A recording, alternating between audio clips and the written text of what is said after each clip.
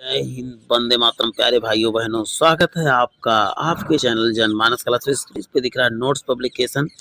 ये सामान्य ज्ञान का जो है सिंगल लाइनर की श्रृंखला है और इसमें आपको मिल रहे हैं जीके जीएस, वो भी एनसीईआरटी पैटर्न पे। और आपको बता दें, इसमें आकर्षण के बिंदु क्या है। विविध सामान्य ज्ञान पहले ही कराए जा चुके हैं। शिक्षा, लोक संस्कृति कंप्लीट कराई जा चुकी है। विश्व, भारत का भूगोल, भारतीय अर्थव्यवस्था, भारतीय संविधान, और इसमें इस समय जो है हम इतिहास को कंप्लीट कर रहे हैं। इसमें इतिहास में हम प्राचीन इतिहास पहले ही कंप्लीट करा चुके हैं और इसमें आज हम मध्यकालीन इतिहास कंप्लीट कर रहे हैं। तो प्यारे साथियों, बने रहिए, इसका आपको बहुत ही बेहतरीन फायदा मिलेगा। चलते हैं, आज की श्रृंखला को प्रारंभ करते हैं। प्रीवियस वीडियो में हमने पूरा जो है सल्तनत काल देखा था। सल्तनत काल के समय स्वतंत्र जो राज्य थे उनके बारे में जान लेते हैं। पहला सबसे इंपॉर्टेंट है विजयनगर साम्राज्य। 1336 से 1378 वर्ष तक चला। अब वहीं पर बात करते हैं कि विजयनगर जो है, विजयनगर की स्थापना 1336 ईस्वी में ब्राह्मण माधव विद्यारण्य ने किया था। किसने इसकी स्थापना किया था? माधव विद्यारण्य ने किया था। और वहीं पर बात करते हैं प्रेरणा से हरिहर व बुक्का भाइयों ने किया था। प्रेरणा किसकी थी? माधव विद्यारण्य की। उनकी सहायता से ही किसने? हरिहर तथा बुक्का ने जो है विजयनगर साम्राज्य की स्थापना किया। और वहीं पर बात करते हैं विजयनगर का अर्थ जीत का शहर, जो तुंगभद्रा की नदी के तट पर है। हम्पी जिसकी क्या थी? राजधानी थी। विजयनगर की राजधानी क्या थी? हम्पी थी। अब बात करते हैं इसमें कौन कौन से विजयनगर के 4 वंश हुए। संगम, सालू, तुलु, अरावेडु, यानी SST। पहले संगम होगा, फिर सालू होगा, फिर तुलु होगा, फिर अरावेडु। 36 से 86 तक चले हरिहर और बुक्का, इन्होंने शासन किया। सालू जो है 86 से 1505 तक चले। उसके बाद तुलु जो है, देखिए सालू का सालू नरसिंह थे। जबकि बात करते हैं 5 से जो है 65 तक वीर नरसिंह। और वहीं पर बात करते हैं अरावेडु वंश का जो है 70 से 78 तक, ये तिरुमल ने जो है इसकी स्थापना की। तो इनको आप जान लिए। अब चलते हैं नेक्स्ट है संगम। उसके बारे में और भी इंफॉर्मेशन ले लेते हैं। संगम वंश का पहला शासक जो था हरिहर प्रथम बना, जिसने अपनी राजधानी अनगोंडी बनाया और बाद में विजयनगर। बाद में पहले क्या हरिहर प्रथम बना था और उसके बाद पहले राजधानी अनगोंडा बनाया, तो उसके बाद जो है विजयनगर को बनाया। और नेक्स्ट है हरिहर प्रथम के समय बहमनी साम्राज्य के संस्थापक बहमन शाह ने विजयनगर के रायचूर किले पर अधिकार कर लिया। तब से विजयनगर व बहमनी के बीच संघर्ष प्रारंभ हुआ। विजयनगर के संघर्ष का प्रारंभ हुआ था जब जो है बहमन शाह ने जो है विजयनगर के रायचूर किले पर जो है अधिकार कर लिया था। हरिहर प्रथम 2 समुद्रों के अधिपति कहा जाता था। हरिहर प्रथम 2 समुद्रों का अधिपति कहा जाता था। अब बात करते हैं यहाँ पर संगम वंश के दूसरे शासक बुक्का प्रथम विजयनगर निर्माण का कार्य पूरा कराया और मदुरै को विजयनगर में मिला दिया। मदुरै को किसमें कर दिया? विजयनगर में मिला दिया था। वहीं पर बात करते हैं इनकी उपाधि क्या थी बुक्का प्रथम की। तो वेद मार्ग प्रतिष्ठापक की उपाधि धारण किया था। इसे 3 समुद्रों का अधिपति कहा गया था। किसके? बुक्का को। और जबकि हरिहर को क्या कहा गया था? 2 समुद्रों का अधिपति कहा गया और बुक्का को 3 समुद्रों का अधिपति कहा गया था। 1377 में हरिहर द्वितीय का राज्यारोहण हुआ, जिसने महाराजा धीराज व राजव्यास की उपाधि धारण की। देखिए हरिहर प्रथम ने, हरिहर द्वितीय ने जो है किसकी उपाधि? महाराजा धीराज व राजव्यास की उपाधि धारण की। देवराय प्रथम के शासनकाल में इटली का यात्री जो है निकोलो द कोंटी विजयनगर आया था। और वहीं देवराज प्रथम ने तुंगभद्रा नदी पर एक बांध निर्माण कराया और हरिद्र नदी पर भी एक बांध बनाया था देवराज प्रथम ने। ये देवराय प्रथम की बात हो रही है। तेलुगु कवि श्रीनाथ देवराय प्रथम के दरबार में ही रहते थे। देवराय प्रथम के दरबार में कौन रहते थे? श्रीनाथ रहते थे। अब बात करते हैं जिसने हरिविलास नामक जो है रचना किसने किया था? तो बताओ, श्रीनाथ देवराय ने, तेलुगु कवि श्रीनाथ ने किया था। अब बात करते हैं संगम वंश का प्रतापी राजा जो है देवराय द्वितीय था, जिसने इमाडी या प्रौढ़ देवराय भी कहा जाता। प्रौढ़ देवराय किसे कहा जाता था? तो देवराय जो है सेकंड को प्रौढ़ देवराय या इमाडी देवराय कहा जाता था। देवराय द्वितीय के समय ईरान का राजदूत अब्दुल रज्जाक किसके समय आया था? तो आप बताओ कि देवराय द्वितीय के विजयनगर की यात्रा पर आया था। कौन? देवराय द्वितीय। कब आया था? तो 1442 में आया था। अब बात करते हैं देवराय द्वितीय ने अभिलेखों में गज बैठकर व हाथियों का शिकारी कहा गया। गज बैठकर किसे कहा? देवराय द्वितीय को गज बैठकर कहा, या हाथियों का शिकारी भी इसे कहा जाता है। और वहीं पर बात है देवराय द्वितीय 2000 मुस्लिम तुर्की धनुर्धरों को अपनी सेना में जो है शामिल किया था। 2000 तुर्की धनुर्धरों को किसने अपने सेना में शामिल किया? तो देवराय द्वितीय ने। मल्लिकार्जुन को प्रौढ़ देवराय या गजबेटकर भी कहा जाता। किसे प्रौढ़ देवराय किसे कहा जाता था? गजबेटकर। तो मल्लिकार्जुन को भी कहा जाता था। अब बात करते, देखिए इनमें याद करें, एक देवराय द्वितीय को गजबेटकर कहा जाता था, एक दूसरे किसको और को? मल्लिकार्जुन को भी कहा जाता। मल्लिकार्जुन के समय चीनी यात्री मियान समुद्री यात्रा से विजयनगर आया था। अब संगम वंश का अंतिम शासक विरूपाक्ष द्वितीय था। इसमें ये जरूरी है, इसका अंतिम शासक कौन था? तो आप बताओ। विरूपाक्ष द्वितीय था संगम वंश का अंतिम शासक। अब आते सालू वंश के बारे में बात करते हैं। सालू वंश का स्थापना जो है सालू नरसिंह, जिसके समय उड़ीसा के शासक गजपति पुरुषोत्तम ने विजयनगर पर आक्रमण किया और इसे बंदी बनाया गया था। अब बात करते हैं सालू नरसिंह के बाद जो है इमाड़ी नरसिंह शासक बना और उसका संरक्षण जो है नरसा नायक बन गया था। इनका संरक्षण को बना तो नरसा नायक। अब बात करें, नरसा नायक के पुत्र नरसिंह ने इमाड़ी नरसिंह की हत्या कर दी और खुद गद्दी पर बैठ गया। ये देखिए अक्सर शासकों में चलता रहा है। तुलु वंश के बारे में बात करते हैं। तुलु वंश जो है वीर नरसिंह, किसने किया था स्थापना? वीर नरसिंह, जिसने भुजबल की उपाधि किसने धारण की? तो बताओ वीर नरसिंह। ये तुलु वंश का शासक था। अब बात करते हैं कृष्णदेवराय के बारे में बात कर लेते हैं। 1509 से 1529 के बारे में। कृष्णदेवराय राज्यरोहण हुआ जो 1529 तक विजयनगर साम्राज्य का शासक बने रहे। बाबर ने अपनी आत्मकथा बाबरनामा में कृष्णदेवराय को तत्कालीन भारत का सबसे शक्तिशाली शासक बताया था। सबसे शक्तिशाली शासक किसे बताया गया बाबरनामा में? तो कृष्णदेवराय को ही बताया गया। और वही कृष्णदेवराय को आंध्र भोज के नाम से जाना जाता। आंध्र भोज के नाम से किसे? तो उत्तर आप बताएंगे। कृष्णदेवराय को जो कहा जाता था। और वहीं पर बीजापुर के रायचूर द्वार और उड़ीसा के शासक प्रताप रुद्रदेव को गजपति की किसने पराजित किया? गजपति को पराजित किया था। अब बात करते हैं, कृष्णदेवराय ने अपने मां के नाम पर नांगलपुर नगर बसाया था। नांगलपुर नगर किसने बसाया? तो बताओ। कृष्णदेवराय ने अपनी मां नागल के नाम से। कृष्णदेवराय के समय पुर्तगाली यात्री डोमिंगो पायस या बारबोसा विजयनगर की यात्रा पर आए थे। कृष्णदेवराय के समय, ये देखिए कृष्णदेवराय इसमें बहुत इंपॉर्टेंट है, इनसे रिलेटेड बहुत ढेर सारे क्वेश्चन पूछे जाते हैं। डोमिंगो पायस व बारबोसा विजयनगर की यात्रा पर आए थे। अब बात करते हैं, कृष्णदेवराय के काल में तेलुगु साहित्य का स्वर्ण युग कहा जाता था। अब बात करते हैं, कृष्णदेवराय ने तेलुगु में अमुक्तमाल्याद व संस्कृत में जाम्बती कल्याणम की रचना किया था। कृष्णदेवराय के दरबार में 8 तेलुगु विद्वान रहते थे, जिन्हें अष्टदिग्गज किसमें शासनकाल में रहते? तो बताओ। कृष्णदेवराय के समय रहते थे। अब देखिए एक एक चीजें इसमें इंपॉर्टेंट है। कृष्णदेवराय रिलेटेड बहुत सारे क्वेश्चन पूछे जाते हैं। अब बात करते हैं इसमें कृष्णदेवराय में 8 तेलुगु कवि जिसे अष्टदिग्गज, ये तो आपको जैसे नवरत्न रहते अकबर में वैसे क्या है अष्टदिग्गज है। कृष्णदेवराय के दरबार में तेनाली रामकृष्ण रहते थे, जिसने पांडुरंग महात्म्य की रचना की थी। और कृष्णदेवराय विजय हजार स्वामी मंदिर तथा विठल स्वामी मंदिर कृष्णदेवराय ने ही बनवाया था। कृष्णदेवराय का उत्तराधिकारी अच्युत राय था, जिसके शासन जो है 1542 तक रहा। फर्नियो न्यूनीज जो है पुर्तगाली यात्री अच्युत देवराय के काल में विजयनगर आया था। अब बात करते हैं कृष्णदेवराय के जितने भी हैं उत्तराधिकारी, उनके बारे में बात कर लेते हैं। उत्तराधिकारी कौन कौन से? सदाशिवराव के समय विजयनगर के प्रधानमंत्री रामराव था, जिसके समय 1565 में राक्षस तांगड़ी का युद्ध या तालीकोटा का युद्ध लड़ा गया था। राक्षस तांगड़ी या तालीकोटा का युद्ध किसके समय लड़ा गया था? तो आप बताएंगे सदाशिव के समय विजयनगर के प्रधानमंत्री रामराव थे, उस समय लड़ा गया था। अब बात करते हैं सिजरिक फेडरी नामक यात्री जो है सदाशिवराव के काल में विजयनगर आया था। सिजरिक फेडरी नामक जो है सदाशिवराय के समय में ही आया था। 1565 में तालीकोटा युद्ध विजयनगर साम्राज्य के पतन कब हुआ था? तो तालीकोटा इसी बोलते हैं। राक्षस तांगड़ी का युद्ध, राक्षस तांगड़ी गांव था उसी जगह लड़ा गया था, इसीलिए इसको राक्षस तांगड़ी का भी युद्ध कहा गया।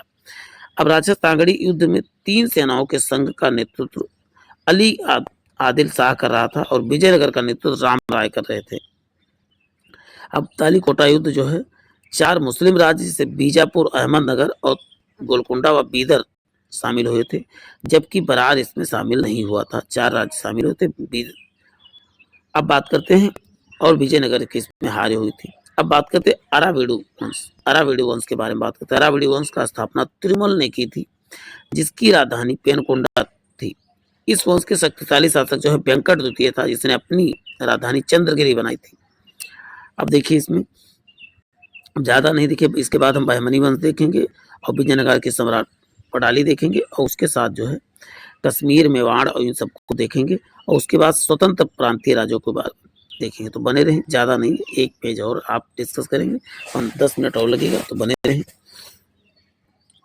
वेंकट द्वितीय ने स्पेन शासक फिलिप तृतीय से पत्र व्यवहार किया। अपने दरबार में 2 ईसाई चित्रकारों को रखा था। श्रीरंग तृतीय अरावेडु वंश का अंतिम शासक था। देखिए अंतिम शासक आपको याद करना जरूरी है। अरावेडु वंश का अंतिम शासक श्रीरंग तृतीय था। अब बात करते हैं आए विदेशी यात्रियों के बारे में। देखिए निकोली कोंटी देवराय प्रथम के समय आया था और वहीं पर अब्दुल रज्जाक देवराय सेकंड के समय आया था और वहीं निकेतन बहमनी वंश जो है बहमनी विरूपाक्ष तथा मोहम्मद जो है ये जो है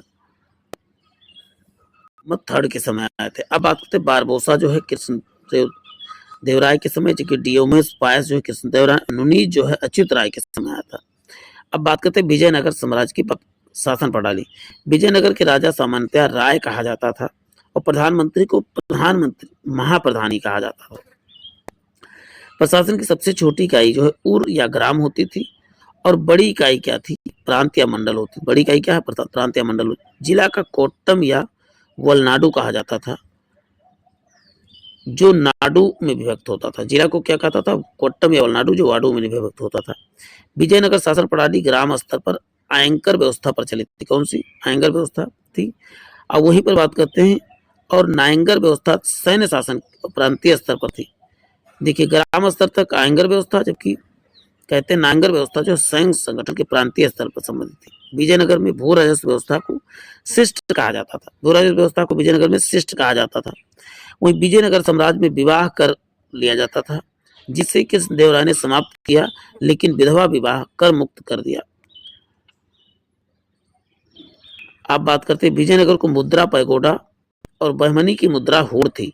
देखिए विजयनगर की मुद्रा क्या होती थी, पैगोडा होती थी, जबकि बहमनी की मुद्रा क्या होती थी, हूड़ होती। हूड़ क्या थी, विजयनगर की मुद्रा थी, सॉरी बहमनी की। बराह नामक सिक्का सोने का, टार जो है चांदी के सिक्के होते थे और तांबे के सिक्के डिजिटल कहा जाता था। विजयनगर साम्राज्य में उत्तर भारत के लोग आकर बसे थे, जिन्हें बड़वा कहा जाता। विजयनगर साम्राज्य में जो उत्तर भारत से लोग जाके बसे थे उनको बड़वा कहा जाता था। और उन मनुष्यों का क्रय विक्रय बेस बेग कहा था। जो मनुष्य का क्रय विक्रय होता था उनको बेस बेग कहा जाता था। और मोहनांगी नामक महिला मारीची या परड़े रचना लिखी। मोहनांगी जो है नामक महिला ने मारीची परड़े नामक रचना इसी के समय लिखी गई थी। अब हम बहमनी साम्राज्य के बारे में बात कर लेते हैं। बहमनी साम्राज्य की स्थापना 1347 हसन गंगू ने किया था। हसन गंगू ने की थी। अलाउद्दीन बहमन शाह के नाम से गद्दी पर बैठा था। अलाउद्दीन साहब, इसका नाम हसन गंगू था, किस नाम से बैठा था, अलाउद्दीन बहमन शाह के नाम पर गद्दी पर बैठा। हसन गंगू ने अपनी राजधानी गुलबर्गा बनाई और राजभाषा मराठी थी। जिसकी राजभाषा क्या थी, मराठी थी। बहमन शाह ने जजिया समाप्त किया और जिसकी उत्तराधिकारी मोहम्मद शाह प्रथम, जिसने सर्वप्रथम बारूद का प्रयोग बुक्का प्रथम ने किया था। बारूद का प्रयोग किसने, बुक्का प्रथम ने किया था।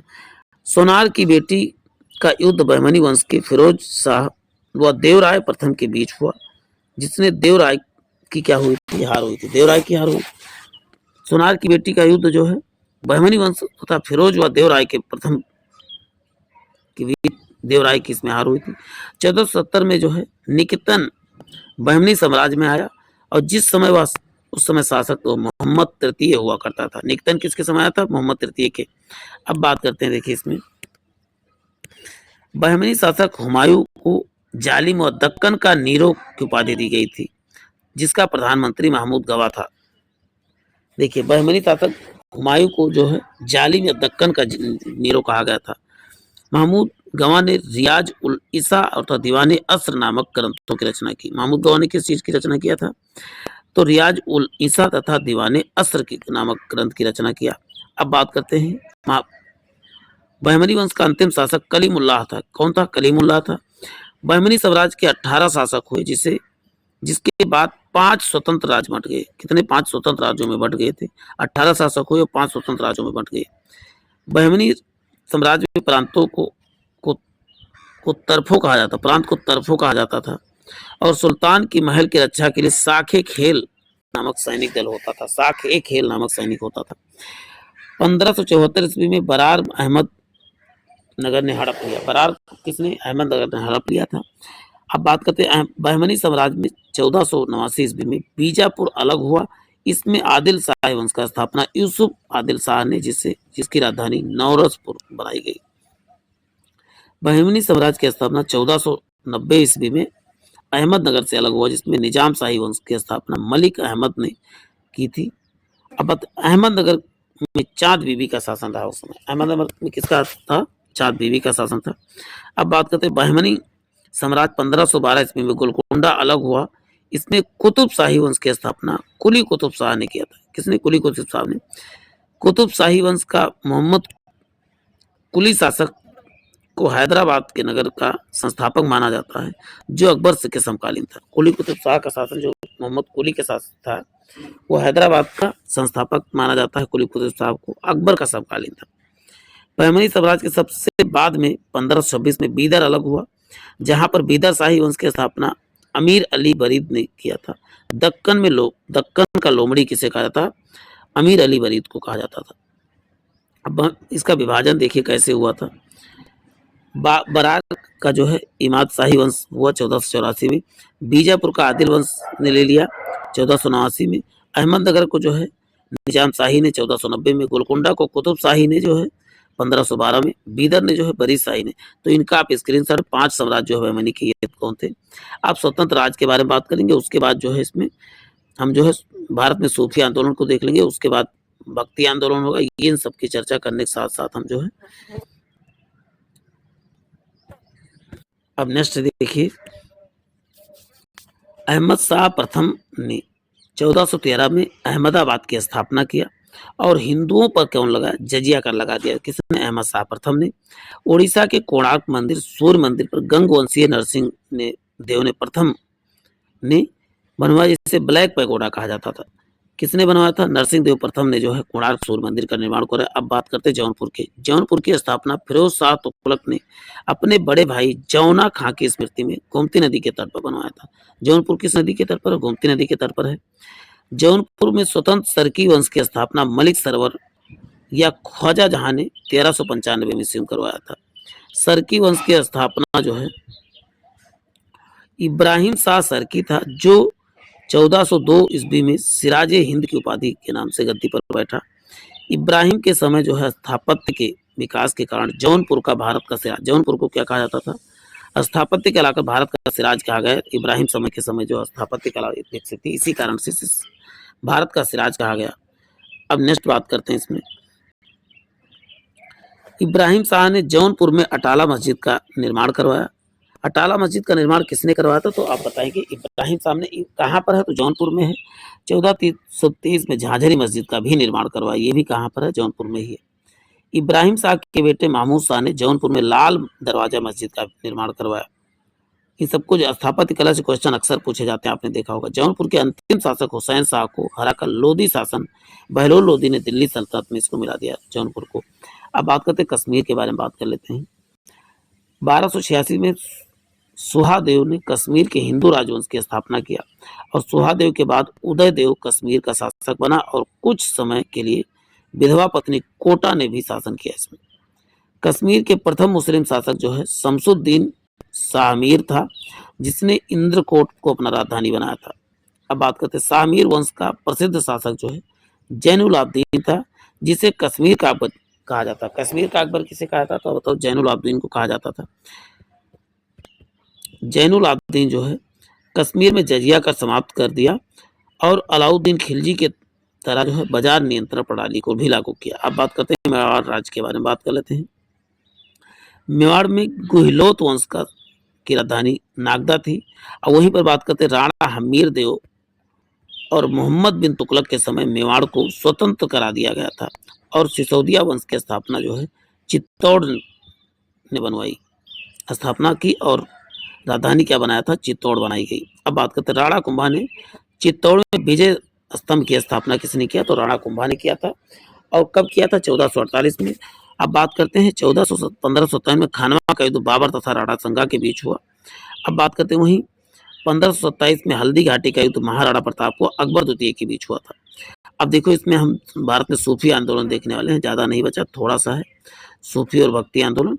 और उसके बाद हम क्या देखेंगे, गुलाम वंश के बारे में चर्चा करेंगे। अब देखिए भक्ति आंदोलन से के बाद शंकराचार्य का दर्शन अद्वैतवाद के नाम से प्रसिद्ध, जो भक्ति आंदोलन को प्रणेता भक्ति आंदोलन के प्रणेता कौन माने जाते हैं, शंकराचार्य माने जाते हैं। और वहीं पर भक्ति आंदोलन के प्रथम संत जो है रामानुजाचार्य थे, जिन्होंने दक्षिण में भक्ति आंदोलन की शुरुआत किसने किया था, तो रामानुजाचार्य थे। लेकिन अब बात किया जाए अद्वैतवाद की, क्या कहते हैं भक्ति आंदोलन का प्रणेता किसे कहता है, शंकराचार्य को ही कहा जाता है। रामानुजाचार्य वैष्णव धर्म के आधार पर मानते हुए विशिष्ट द्वैतवाद का प्रतिपादन किया और श्री संप्रदाय बनाया। अब वहीं पर निम्बकाचार्य क्या थे, तो सनक संप्रदाय की स्थापना किया और द्वैताद्वैत दर्शन की भी स्थापना किया। द्वैताद्वैत निम्बकाचार्य, सनक संप्रदाय और निम्बकाचार्य। मध्वाचार्य ने ब्रह्म संप्रदाय की स्थापना की और द्वैतवाद दर्शन को प्रतिपादन किया था। अब वहीं पर बात करते हैं बल्लभाचार्य ने शुद्ध द्वैतवाद को प्रतिपादन किया और अष्टछाप संप्रदाय को गुजरात में लोकप्रिय बनाया था। अष्टछाप के कवियों में 4 शिष्यों के गुरु बल्लभाचार्य हुआ, 4 गुरु के अन्य पुत्र विठल नाथ थे। दक्षिण भारत में उत्तर भारत में भक्ति आंदोलन लाने का श्रेय जो है रामानंद को जाता है। इन्होंने बैरागी संप्रदाय की स्थापना किया था। बैरागी संप्रदाय की स्थापना किसने किया, तो आप क्या बताओगे, रामानंद ने किया था। रामानंद के 12 शिष्य अलग अलग धर्म व जाति से संबंधित थे, जिनका कथन जात पात पूछे नाही कोई, हरि को भजे सो हरि को होए, ये रामानंद का कथन था। रामानंद की मृत्यु के बाद जो है 2 वर्गों में विभक्त हो गए, एक निर्गुण भक्ति संप्रदाय, एक सगुण भक्ति संप्रदाय। अब निर्गुण भक्ति संप्रदाय के बारे में बात करते हैं। कबीरदास निर्गुण भक्ति परंपरा के प्रमुख संत थे, जिनका जन्म काशी में हुआ सिकंदर लोदी के समकालीन। ये किसके समकालीन थे, सिकंदर लोदी के समकालीन थे कबीरदास। और वहीं पर कबीरदास को लालन उपासन जो अली व नीरो नामक 2 जुलाहों ने किया था। रामानंद के प्रमुख शिष्य इनका शिष्य मलूक दास था और वहीं कबीरदास की पत्नी का नाम जो है लोई और पुत्र का नाम कमाल था। कबीरदास की मृत्यु मगहर में हुई। इनकी साखी समत रामायणी जो है रचनाएं बीजक नामक ग्रंथ में जो है संकलित है। बीजक में तीनों साखी समत रामायणी। संत रैदास व रविदास निर्गुण भक्ति शाखा परंपरा के प्रतिनिधित्व करते थे। दादू दयाल गुजरात के प्रमुख संत थे, जो कबीर के समर्थक एवं अनुयायी थे। निर्गुण संप्रदाय के अन्य संत पीपा सेन व धाड़ीदास थे। अब सगुण के बारे में जान लेते हैं। सगुण के कौन कौन से हैं, तो गोस्वामी तुलसीदास सगुण भक्ति परंपरा के संत थे और वहीं पर जन्म उत्तर प्रदेश के बांदा जिले में राजपुर गांव में हुआ था। तुलसीदास की माता का नाम हुलसी देवी और पिता का नाम जो है आत्माराम द्विवेदी था। इनके माता का नाम हुलसी देवी और पिता का नाम आत्माराम द्विवेदी था। तुलसीदास राम भक्त कवि थे, अकबर के समकालीन थे। और वहीं तुलसीदास ने रामचरित्र रचना तथा कवितावली, विनय पत्रिका, इन सब की रचना किया था। सूरदास के बारे में बात कर लेते हैं, ये भी सगुण के थे। सूरदास जो है कृष्ण भक्त के थे, इन्होंने सूर सागर की रचना किया था। मीराबाई ने जो है का जन्म मेवाड़ जिले में हुआ, ये कृष्ण भक्त में लीन हुई थी। मीराबाई का विवाह जो है राणा सांगा के पुत्र भोजराज से हुआ। और बात करते हैं मेड़ता रतन सिंह राठौर की पुत्री थी कौन, मीराबाई। शंकरदेव ने असम क्षेत्र में जो है वैष्णव आंदोलन चलाया, जिसका नामधर नाम से प्रसिद्ध थी। अब बात करते देखिए चैतन्य महाप्रभु जो वैष्णव आंदोलन से लोकप्रिय बनाया और इन्होंने कृष्ण को अपना आराध्य माना। बात करते हैं महाराष्ट्र में भक्ति आंदोलन का प्रारंभ ज्ञानेश्वर ने किया था और संबंध वरकरी संप्रदाय से था। सतनाम देव महाराष्ट्र में भक्ति आंदोलन के सबसे बड़े संत थे और तुकाराम को महाराष्ट्र का कबीर कहते हैं। वही रामदास छत्रपति शिवाजी के गुरु थे। इसमें देखिए सूफी जो आंदोलन था, इसमें सूफी आंदोलन में कुछ चीजें छूट गई, इसमें नहीं पढ़ी गई हैं, तो इसको आप सूफी आंदोलन आप पढ़ सकते हैं। देखिए मैं इसको स्लो मोशन में इसको बढ़ा दे रहा हूँ, आप इसको 2 से 3 मिनट पढ़ सकते हैं। नहीं वीडियो बहुत लंबी हो जाएगी, आज के लिए इतना ही। फिर मिलते हैं नेक्स्ट वीडियो में। हम मुगल वंश को एक ही वीडियो में कंप्लीट करने वाले हैं। तो प्यारे साथियों, इसके लिए क्या करना होगा, चैनल को सब्सक्राइब करना होगा और बेल आइकन को जरूर दबाना होगा। आज के लिए इतना ही, फिर मिलते हैं नए सेशन में। जय हिंद, जय भारत।